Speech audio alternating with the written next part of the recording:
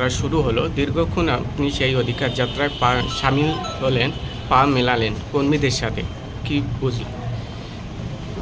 আসলে আমাদের পার্টির কার্যকরী যে কমিটি আছে, রাজ্য কমিটি আছে, সেই রাজ্য কমিটির পক্ষ থেকে আমরা গত 9 তারিখ থেকে আজকে 10 তারিখ মানে গতকাল থেকে 15ই আগস্ট পর্যন্ত আমরা গোটা রাজ্যে অধিকার যাত্রা বলে একটি কর্মসূচি ঘোষণা করেছি এবং সারা রাজ্যে আমাদের এই অধিকার যাত্রা চলছে। বিভিন্ন অঞ্চলে, বিভিন্ন বুথে, বিভিন্ন বিধানসভা এলাকায় গোটা রাজ্যেই অধিকার যাত্রা গতকাল থেকে শুরু হয়েছে এবং 15ই আগস্ট পর্যন্ত চলবে। এটা আমাদের অধিকার যাত্রার এটা প্রথম ধাপ। এরপরে আবার পুজোর পরে, দুর্গাপুজোর পরে মোটামুটি নভেম্বর ডিসেম্বর মাসে অধিকার যাত্রার দ্বিতীয় পর্যায় হবে। আবার অধিকার যাত্রার তৃতীয় পর্যায় হবে ওই জানুয়ারি ফেব্রুয়ারি মাসে, মার্চ মাসে, ফেব্রুয়ারি মার্চ মাসে তৃতীয় পর্যায়ের অধিকার যাত্রা হবে। মূলত গত 1.5 দশক ধরে আমরা লক্ষ্য করছি যে মানুষকে তার অধিকার সম্পর্কে তার যে চেতনা ছিল, বাংলার মানুষের অধিকার সম্পর্কে ছিল গোটা ভারতবর্ষের সবচেয়ে বেশি চেতনা। আর সেই বাংলার মানুষকে কেন্দ্রের বিজেপি সরকার, গোটা দেশকে আর রাজ্যের মানুষকে তৃণমূল কংগ্রেসের সরকার, তারা অধিকার সম্পর্কে তাদেরকে অধিকার ভুলিয়ে দিতে চাইছে এবং এমন অ্যাক্টিভিটি করছে যে মানুষ ভুলে গেছে যে স্বাস্থ্য পাওয়াটা তার অধিকার, শিক্ষা পাওয়াটা তার অধিকার, ধর্মাচরণ করাটা তার অধিকার। মানুষকে ভুলিয়ে দেওয়া হচ্ছে কর্মসংস্থানটা তার অধিকার। সমস্ত অধিকারের প্রশ্নে মানুষকে ভুলিয়ে দেওয়া হচ্ছে। আর তাই আমরা লক্ষ্য করছি, আগে বাংলার মানুষ আমরা বিভিন্ন সময়ে কথায় কথায় আন্দোলন করেছি, কথায় কথায় আমরা অধিকারের জন্য লড়াই করেছি, রাস্তায় বসেছি, অনশনে বসেছি, অবস্থানে বসেছি, কল কারখানাতে অসুবিধা হলে আমরা বসেছি। আজকে দুঃখের সঙ্গে বলতে হয়, আমি কোনো ধর্মীয় মিছিলের বিরুদ্ধে নই, আমি কোনো ধর্মীয় মিছিলের বিরুদ্ধে নেই। নিশ্চয়ই ধর্মীয় মিছিল হতে পারে, সেটা সেই ধর্মের নিজস্ব অধিকার। কিন্তু আমরা ছোটবেলায় হিন্দু মুসলমান নির্বিশেষে সবাই স্লোগান দিতাম। 1.5 দশক আগেও তাই হতো। আমরা স্লোগান দিতাম, কাজ চাই কাজ দাও, ভাত চাই ভাত দাও, সবার মুখে ভাত চাই, সবার হাতে কাজ চাই। এই দাবিগুলো মানুষকে ভুলিয়ে দেওয়া হচ্ছে, মানুষকে ধর্মীয় মিছিলে মাতিয়ে দেওয়া হচ্ছে।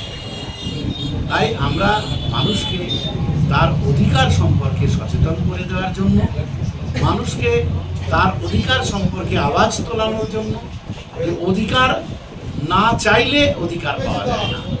কাজেই মানুষ যাতে অধিকার সচেতন হয় এবং মানুষ যাতে অধিকার নিয়ে পথে নামে, সেই জন্য আমরা এই অধিকার যাত্রা সংগঠিত করেছি।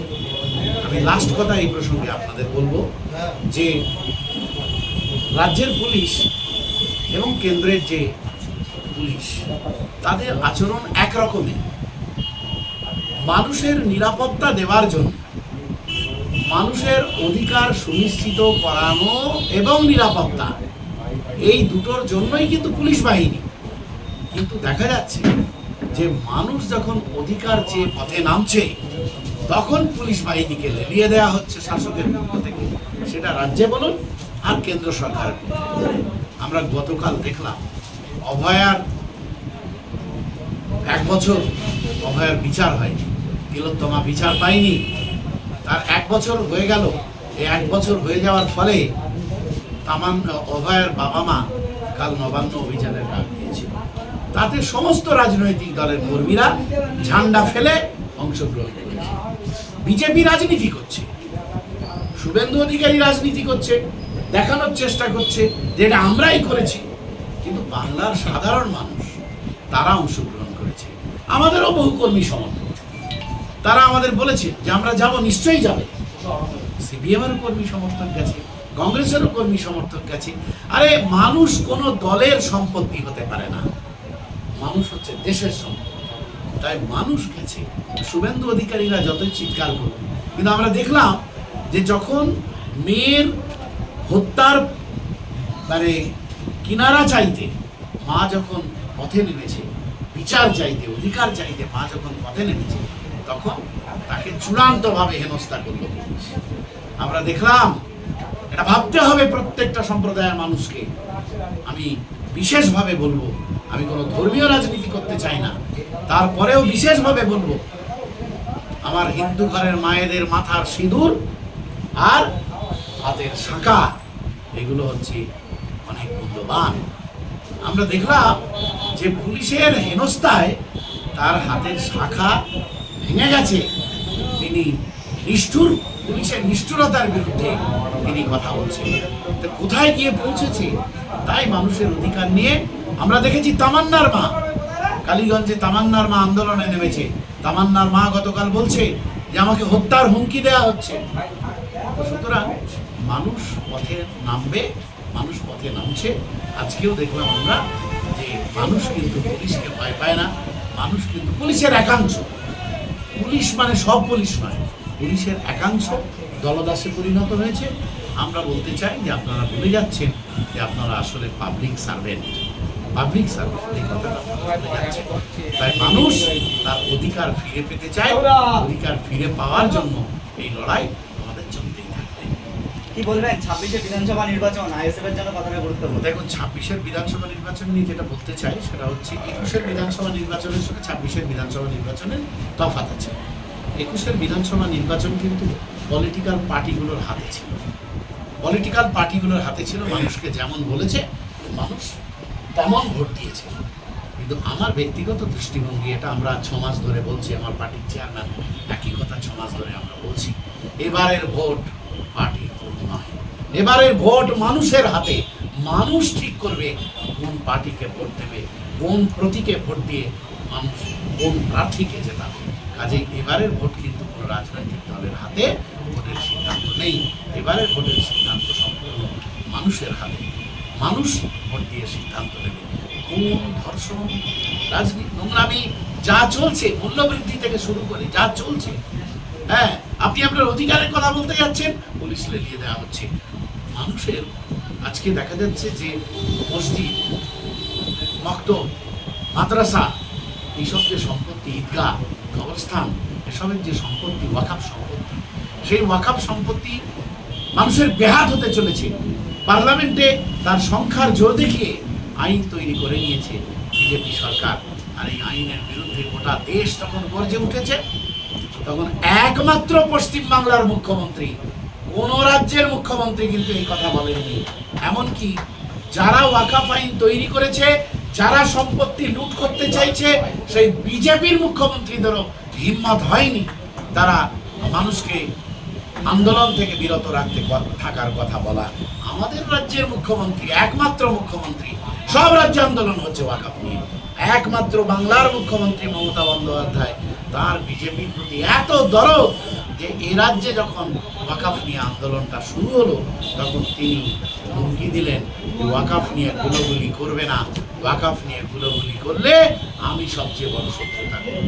তাহলে যাদের মক্তব মাদ্রাসা চলে যাচ্ছে, যাদের মসজিদ চলে যাবে, যাদের আব্বার কবর চলে যাবে, যাদের ঈদগাহ চলে যাবে, আর তারা পথে নামলে আপনি যদি তাদের শত্রু হন, আমি সেই সমাজের মানুষকে বলবো, এটা যদি কেউ বলে ধর্মীয় রাজনীতি, হ্যাঁ ধর্মীয় রাজনীতি, এই রাজনীতির কথা বলবো, কারণ এর সঙ্গে মানুষের অধিকার আছে, মানুষের অধিকারের প্রশ্ন আছে। আপনার বাপের কবর চলে যাবে, আপনার ঈদগাহ চলে যাবে, আপনার মসজিদ চলে যাবে, আর আপনি গর্জে উঠবেন, আর মমতা ব্যানার্জি বুকে ব্যথা হবে, এ কিন্তু আপনি মেনে নেবেন না। কারণ মমতা ব্যানার্জির বুকে বিজেপির বিরুদ্ধে কথা বলছেন, আর মমতা ব্যানার্জির বুকে যন্ত্রণা হচ্ছে। এটা আমার এই আপনাদের মাধ্যমে আমি তৃণমূল কংগ্রেসের আমার যারা কর্মী আছে, ভাই আছে, তৃণমূল কংগ্রেসে সব খারাপ মানুষ আছে, এই কথা আমরা বলতে পারি না। বহু সাধারণ মানুষ রয়েছেন তৃণমূল কংগ্রেস, ভুল বুঝে তাদেরকে বলবো যে আপনার অধিকার কেড়ে নিচ্ছে বিজেপি, আর যখন অধিকারের জন্য আওয়াজ তুলছেন তখন উনি বলছেন দিল্লিতে গিয়ে আন্দোলন করেন। সেই জন্যই তো আমার পার্টির চেয়ারম্যান বলেছে, আপনার দিল্লি যাওয়ার ইচ্ছা হলে আপনি দিল্লি চলে যান, আপনার যদি বাংলায় থাকতে না ইচ্ছা আপনি বিহার চলে যান, আপনি উড়িষ্যায় চলে যান, আপনি রাজস্থানে চলে যান।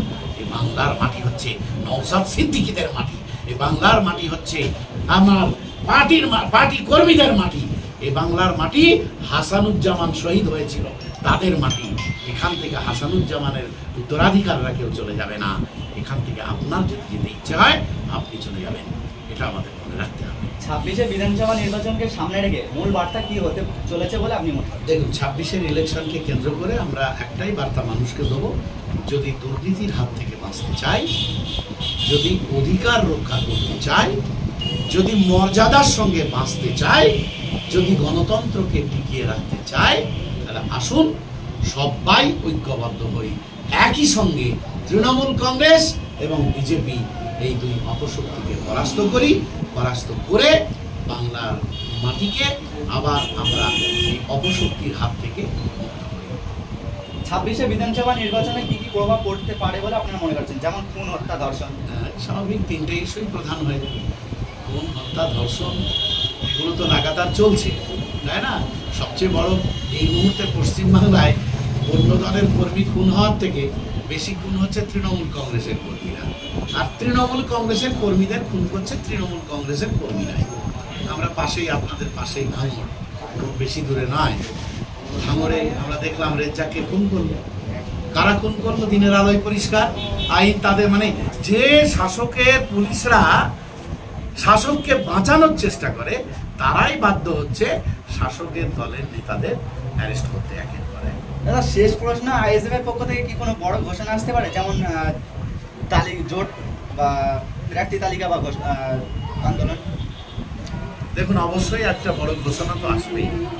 আমরা তো মনে করি যে যদি তৃণমূল কংগ্রেসকে হারাতে হয়, বিজেপিকে হারাতে হয়, তাহলে সবাই ঐক্যবদ্ধ হওয়ার প্রয়োজন আছে। এমনকি আমি এটাও বার্তা দিচ্ছি, আমার পার্টির চেয়ারম্যান এটাও বার্তা দিচ্ছেন, এই যে মমতা ব্যানার্জি বলছেন বিজেপিকে আমি হারাতে চাই, আর কেউ হারাতে চায় না। আমরাও বলছি বিজেপিকে হারাতে চাই।